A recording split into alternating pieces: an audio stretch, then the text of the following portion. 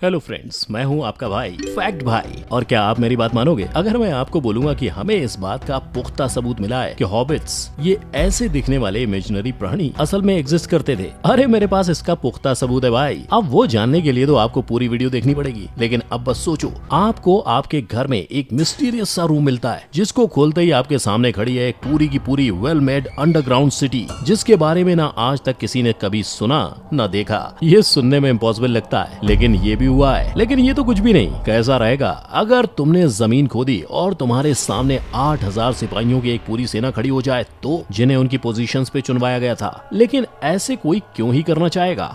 तो इन सवालों का जवाब पाने के लिए चलो देखते हैं कि आखिर कैसे बिना किसी खोज खबर के एक्सीडेंटली लोगों ने क्या क्या अनोखी डिस्कवरीज कर डाली। In our today's video title most amazing accidental historical discoveries में number 1, did hobbits actually exist? अब अगर मैं आपसे कहूँ कि लॉर्ड ऑफ रिंग्स के हॉबिट्स असली में हमारी दुनिया के क्रिएचर हैं, ना कि काल्पनिक, तो क्या आप मेरी बात मानोगे? नहीं। मुझे पता था आप नहीं मानोगे, इसलिए मैं पूरी तैयारी के साथ आया हूँ। ये देखो, ये 9 मिलीमीटर चौड़ा जबड़ा इस बात का सबसे पहला गवाह है कि हॉबिट स्पीशीज सच में हजारों साल पहले हमारी पृथ्वी पर रहा करती थी। इतना ही नहीं, जब 2004 में ऑस्ट्रेलिया और इंडोनेशिया के आर्कियोलॉजिस्ट इंसानों के माइग्रेशन का प्रूफ एशिया में ढूंढ रहे थे, इंडोनेशिया लाइंग बुआ केव में अचानक से उन्हें एक हॉबिट का स्केलेटन मिल गया, जिससे उनका हॉबिट वाली थ्योरी पर और भी पक्का यकीन हो गया। और जब 2014 में गेर्ट वैन डेग वर्ग और उनकी आर्कियोलॉजिस्ट की टीम ने लाइंग बुआ केव के 50 किलोमीटर दूर खुदाई की और हॉबिट के अवशेषों को ढूंढा, तो उनके हाथ हॉबिट के स्केलेटन के ये टुकड़े लगे, जैसे हॉबिट के दांत और हॉबिट की जॉबोन, जो 2004 में मिले स्केलेटन से भी 20% छोटी थी। रिसर्चर्स को इन बॉडी पार्ट्स को स्टडी करके ये भी पता चला कि इन हॉबिट्स का दिमाग हमारे दिमाग से बहुत ही ज्यादा छोटा हुआ करता था, जैसे किसी चिंपांजी के दिमाग जितना। और रिसर्चर्स के मुताबिक ऐसा इसलिए हो सकता है कि उनके आइलैंड सेटिंग में उन्हें बड़े दिमाग की जरूरत नहीं थी, पर क्योंकि ये हॉबिट इंसानों की तरह स्टोन के टूल्स बनाकर शिकार किया करते थे, तो इससे ये तो साफ है कि उनका दिमाग भले ही छोटा था, वो बिल्कुल भी बेवकूफ नहीं थे।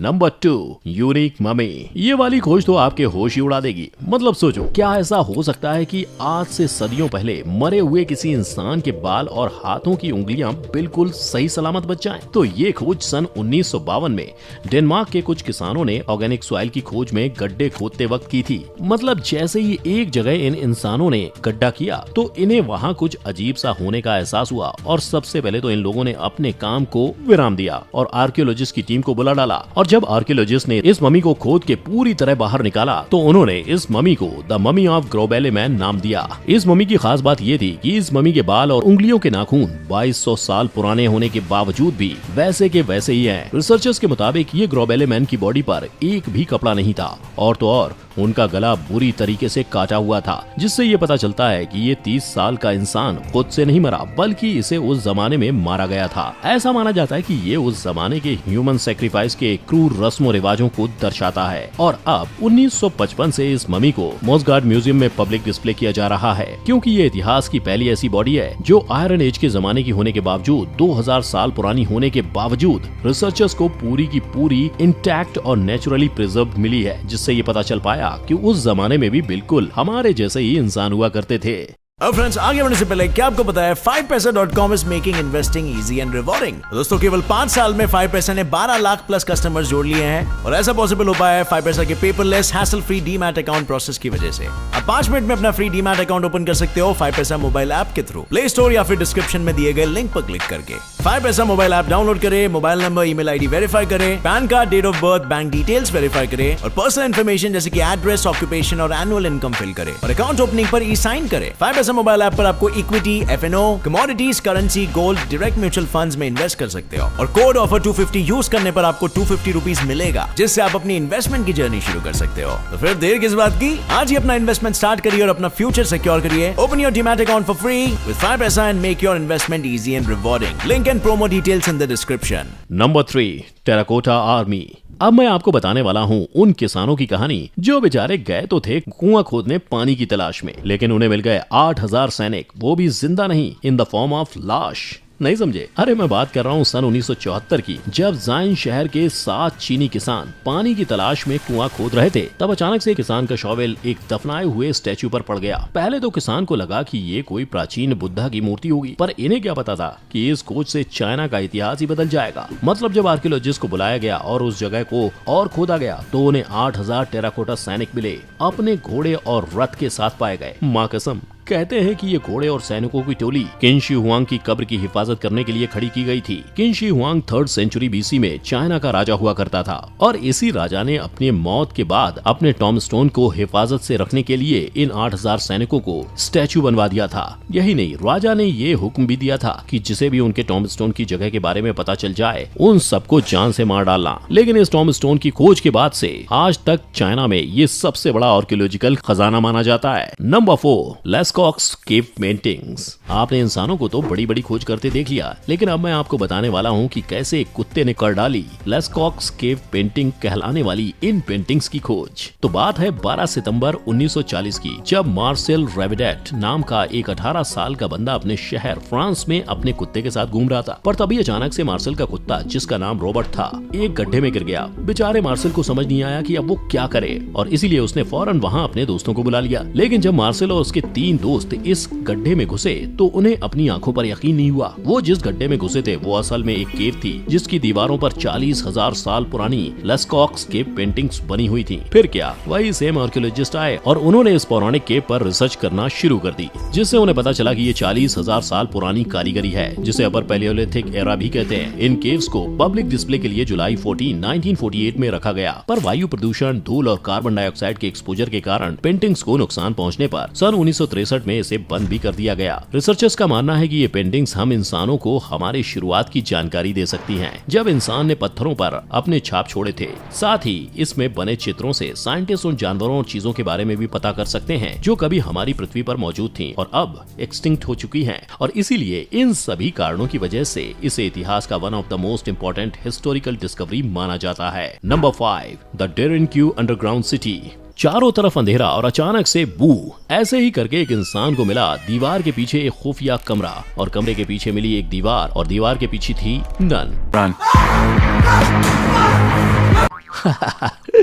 ऐसा कुछ भी नहीं था दीवार के पीछे। दीवार के पीछे असल में एक पूरा का पूरा अंडरग्राउंड शहर। क्यों, चौंक गए ना? ये दीवार के पीछे की कहानी है बहुत पुरानी और सन 1963 में इसकी खोज के बाद जब आर्कियोलॉजिस्ट वहां आए और जांच पड़ताल की, तब खुदाई करने के बाद उन्हें पता चला कि बहुत साल पहले ये अंडरग्राउंड टनल क्रिश्चियन लोगों को मुस्लिम्स और अरब लोगों से बचाने के लिए बनाया गया था। उस दौर में टर्की का अरब बाइजेंटाइन वाला वॉर चालू था और इस दौरान बेचारे क्रिश्चियन नेटिव्स की जान पर बनाई थी, जिसके चलते ये टनल्स उन्हें सुरक्षित रखने के लिए बनाई गई थी, जिसने तकरीबन 20,000 लोगों को मुश्किल घड़ी में सहारा दिया था, जहाँ पर उनके खाने पीने और रहने का सारा इंतजाम किया गया था। लेकिन सिर्फ यही नहीं, कई रिसर्चर्स का मानना है कि ये शहर शायद क्रिश्चियन नेटिव्स की रक्षा के लिए ही नहीं, उससे भी कई सदियों पहले बनाया गया था और ये अंडरग्राउंड टनल आज भी टर्की में स्थित है और 1969 में इसे पब्लिक डिस्प्ले के लिए ओपन कर दिया गया था, जहां आज भी लोग इस दीवार के पीछे मिले शहर का नजारा देखने के लिए जाते हैं। Number 6, Childeric's treasure. भगवान जब देता है तो छप्पर फाड़ के देता है और वही एड्रियन क्विन के साथ भी हुआ, जो 1653 में सेंट ब्राइस चर्च में खुदाई कर रहा था और उसके हाथ लग गया सोने की चिड़िया। जी हाँ, उसे लगा कि उसे धूल मिलेगी, लेकिन उसके हाथ लग गया सोने का फूल। और माइंड यू, ये कोई ऐसा वैसा खजाना नहीं था, एड्रियन के हाथ लग गई चिल्डेरिक की शाही अंगूठी। पर वेट, अब ये चिल्डेरिक कौन था? तो गाइस, चिल्डेरिक सालियन फ्रैंक्स का पहला राजा था, जिसकी मौत 482 में हुई थी और इस राजा के इतने सालों के मरने के बाद भी चिल्डेरिक का शाही खजाना लग गया एड्रियन के हाथ, जिसमें सबसे पहले उसे मिली उसकी कीमती अंगूठी जो पूरे 1 इंच की थी और साथ ही साथ उसे 100 सोने के सिक्के, सोने से बनी तलवार, हॉर्स फिटिंग और बकल, एक सोने का टॉर्च, सोने के बुल का सिर और सोने की 320, मतलब ऐसी एक भी चीज नहीं थी उस खजाने में जो सोने की नहीं थी। एड्रियन की तो रातों रात चांदी हो गई, मेरा मतलब है रातों रात सोना हो गई, टू बी एग्जैक्ट। क्या नसीब है बाबा।